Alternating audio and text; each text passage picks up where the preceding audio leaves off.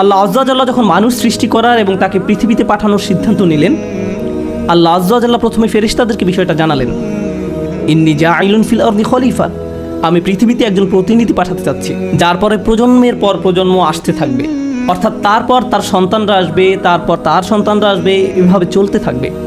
এর আরেকটা অর্থ হলো, আমি এমন একজনকে পৃথিবীতে প্রেরণ করতে যাচ্ছি যে নিজেই নিজের সিদ্ধান্ত নেবে। অর্থাৎ আমরা কখন বসবো, কখন দাঁড়াবো তা আল্লাহ ঠিক করে দিবেন না, আমরা কখন চোখ খুলবো বা বন্ধ করবো তাও আল্লাহ ঠিক করে দিবেন না, আমাদের নিজেদেরকেই সেই সিদ্ধান্ত নিতে হবে। তিনি আমাদের দিক নির্দেশনা দিবেন কিভাবে চলতে হবে, কিন্তু মানুষ এই দিক নির্দেশনা মান্য বা অমান্য করার ক্ষেত্রে স্বাধীন। ফামান শাআ ফালিউমিন ওয়া মান শাআ ফালিয়াকফুর, অতএব যার ইচ্ছা বিশ্বাস স্থাপন করুক এবং যার ইচ্ছা অমান্য করুক। এখন পর্যন্ত ফেরেশতারা জানেন যে আল্লাহ তাদের নিজেদেরকে স্বাধীন ইচ্ছা শক্তি দিয়ে সৃষ্টি করেননি। আল্লাহ আজ্জা ওয়া জাল্লা বলছেন, লা ইয়াসুনাল্লাহা মা আমারহুম ওয়া ইয়াফআলুনা মা ইউমারুন, তারা আল্লাহ তাআলা যা আদেশ করেন তা অমান্য করেন না, আল্লাহ যা তাদের করতে আদেশ করেন ফেরেশতারা তাই করে। এখন আল্লাহ ফেরেশতাদের বলছেন, আমি নতুন এমন একজনকে সৃষ্টি করতে যাচ্ছি এবং যাকে আমি পৃথিবীতে পাঠাবো তার স্বাধীন ইচ্ছা শক্তি থাকবে, আর তারা প্রজন্মের পর প্রজন্ম ধরে পৃথিবীতে বসবাস করবে। ফেরেশতারা খুবই অবাক হলো।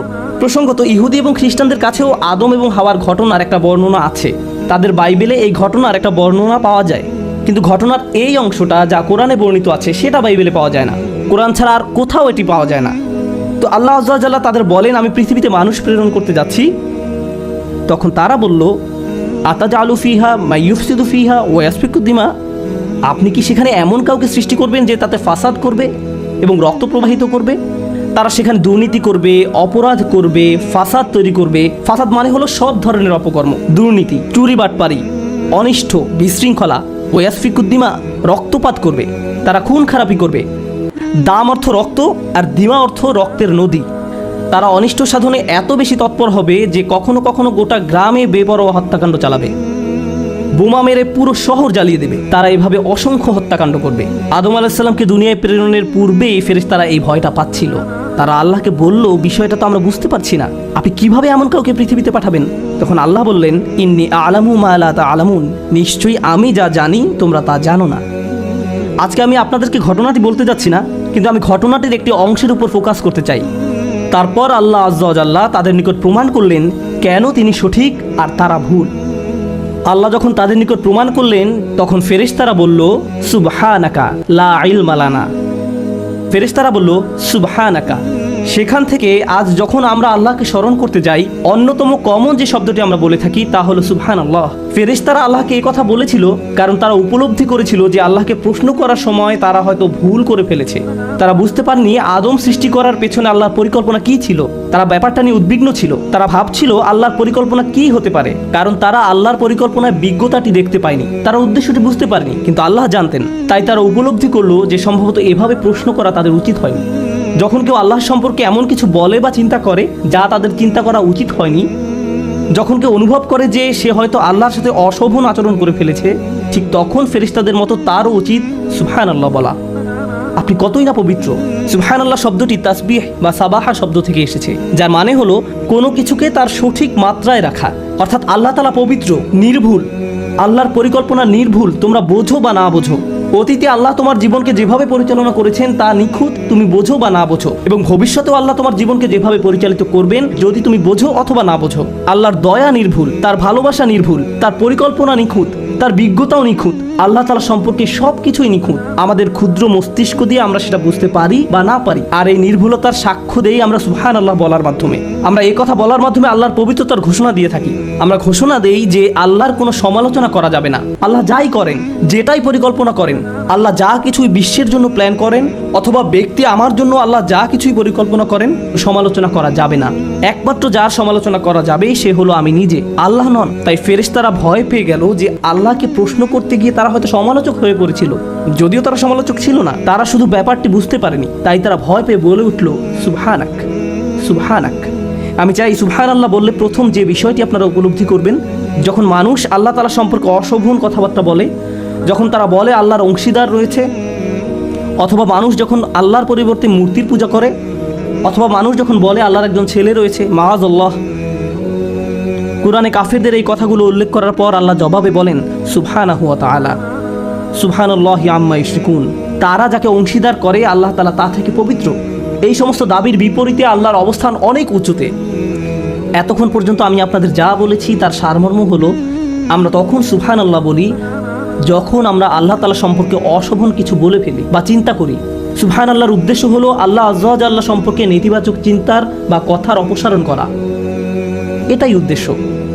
আপনারা জানেন যে হুদাইবিয়ার সন্ধির সময় যখন রাসূলুল্লাহ সাল্লাল্লাহু আলাইহি সাল্লাম কাফেরদের সাথে একটি চুক্তি করতে যাচ্ছিলেন, সেই সময় সব সাহাবীরা খুবই রাগান্বিত ছিলেন। সাহাবীরা কাফেরদের সাথে কোনো সন্ধি করতে রাজি ছিলেন না। তারা বলেন, এই মানুষগুলো আমাদের সাথে তিনবার যুদ্ধে অবতীর্ণ হয়েছে। তারা বদরে আমাদের সাথে যুদ্ধ করেছে, উহুদে আমাদের সাথে যুদ্ধ করেছে, আহজাবে করেছে। তারা আমাদেরকে হজ করতে দিচ্ছে না, আর আমরা কিনা তাদের সাথে সন্ধি করতে যাব? এরপরও সন্ধির শর্তাবলী লেখা হচ্ছিল। রাসূল সাল্লাল্লাহু আলাইহি সাল্লাম চুক্তির শর্তসমূহ লেখার জন্য আলী রাদিয়াল্লাহু তাআলা আনহুকে দায়িত্ব দিলেন। চুক্তিটি ছিল তাদের এবং মুহাম্মদ রাসূলুল্লাহ সাল্লাল্লাহু আলাইহি সাল্লামের মাঝে। কুরাইশদের প্রতিনিধি রাসূলুল্লাহ লিখতে আপত্তি জানালো।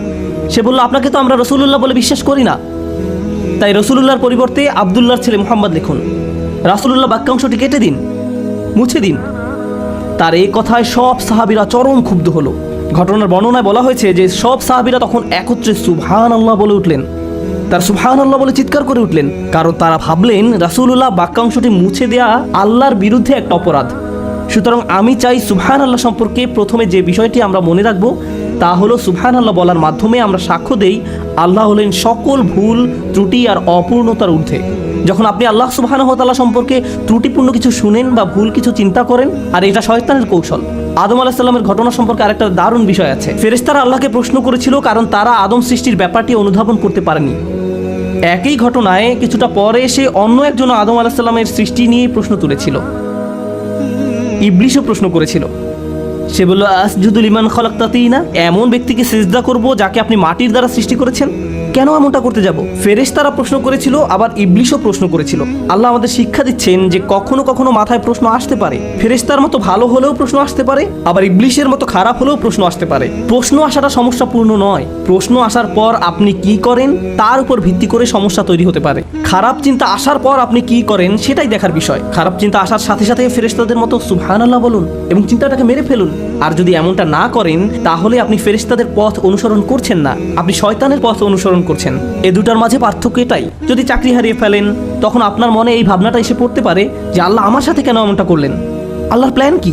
যে 2 বছর যাবত আমি চাকরি খুঁজছি, কোনো চাকরি পাচ্ছি না, বা আল্লাহ কেন আমার পরিবারের অমুক সদস্যকে ক্যান্সার দিলেন, অমুক ঘটনা কেন ঘটলো, কেন ওই বাচ্চাটাকে মরতে হলো, আমাদেরকে কেন দেশ ছাড়তে হলো? মানুষ তাদের জীবনের বিভিন্ন ঘটনাকে প্রশ্ন করে। মাঝে মাঝে মানুষ প্রশ্ন করে, পৃথিবীতে কেন এত যুদ্ধ বিগ্রহ? আল্লাহ কেন এসব ঘটতে দিচ্ছেন? কেন এখানে কেন ফিতনা হচ্ছে, ওখানে কেন এই ফিতনা হচ্ছে? আল্লাহ কেন এসব বন্ধ করছেন না? বেশ কয়েক বছর আগে নিউ ইয়র্কে থাকাকালীন সময়ে আমার এক বন্ধু ছিল। সে কিছুটা অদ্ভুত প্রকৃতির ছিল, আমি তাকে বেশ পছন্দ করতাম। প্রায় 20 বছর আগে রমজানের এক সময় একদিন সে আমাকে বলল, আমার মাথায় একটা দারুণ বুদ্ধি এসেছে। সে বলল, চলো আমরা আল্লাহর কাছে দোয়া করি তিনি যেন সব জিনদের দিয়ে একটা সেনাবাহিনী তৈরি করেন। তারপর এই জিনদের বাহিনী ইসলামের সব শত্রুদের মেরে ফেলতে পারবে, এতে আমাদের সব সমস্যার সমাধান হয়ে যাবে। এরপর প্রায় 3 বছর ধরে সেই দোয়া করতে থাকলো, কিন্তু কিছুই ঘটলো না। ব্যাপারটা হলো, কখনো কখনো আমরা আল্লাহর পরিকল্পনা বুঝতে পারবো না। আমাদের কাছে আমাদের পরিকল্পনাটাকে নিখুঁত মনে হয়, আমাদের ন্যায় বিচারের ধারণাটাকে নিখুঁত মনে হয়। কেউ হয়তো আপনার সাথে অন্যায় করছে, মিথ্যা বলছে বা প্রতারণা করছে, আপনাকে অপমান করেছে, আপনার নামে কুৎসা রটিয়েছে, কিন্তু আপনি দেখতে পাচ্ছেন সে খুব মনের সুখে চিকেন বিরিয়ানি খাচ্ছে। এখন আপনি তার দিকে তাকিয়ে আছেন আর বলছেন, এটা তো ন্যায্য নয়, সে এত সব অন্যায় করার পর তার তো কিছুই হয়নি। আল্লাহর ন্যায় বিচার কোথায়? আপনি যখন এভাবে প্রশ্ন করতে থাকেন যে তাদের তো শাস্তি ভোগ করা উচিত ছিল, তার গলায় কেন বিরিয়ানি আটকে যাচ্ছে না, আপনি যখন এইরূপ প্রশ্ন করতে থাকেন, ঠিক সে সময় আপনার নিজেকে কোন কথাটি মনে করিয়ে দেওয়া উচিত? সুবহানাল্লাহ। কারণ আল্লাহর ন্যায় বিচার সব সময় আপনার ন্যায় বিচারের চেয়ে উত্তম। আল্লাহর পরিকল্পনা সব সময় আপনার পরিকল্পনার চেয়ে শ্রেষ্ঠ। আল্লাহ সব সময় এমন সব বিষয় জানেন যা আপনি জানেন না। আপনি হয়তো মনে মনে ভাবতে পারেন, কিভাবে এরা এত ছাড় পেয়ে গেল? ভাবছেন আল্লাহ হয়তো কোনোভাবে তাদের ছেড়ে দিয়েছেন। কিন্তু এভাবে চিন্তা করার অর্থ হলো আপনার মাথায় কোনো এক জায়গায় এই চিন্তাটা ঘুরপাক খাচ্ছে যে আল্লাহ ন্যায় বিচার করেননি। আর যদি মনে করেন আল্লাহ ন্যায় বিচার করেননি, আর সেজন্য এই চিন্তা থেকে একটু পেছনে সরে এসে আপনাকে বলতে হবে, সুবহানাল্লাহ, হে আল্লাহ আপনি নিখুঁত, ত্রুটিহীন, আপনি পবিত্র। বুঝা গেল? এটাই সুবহানাল্লাহর প্রকৃত অর্থ।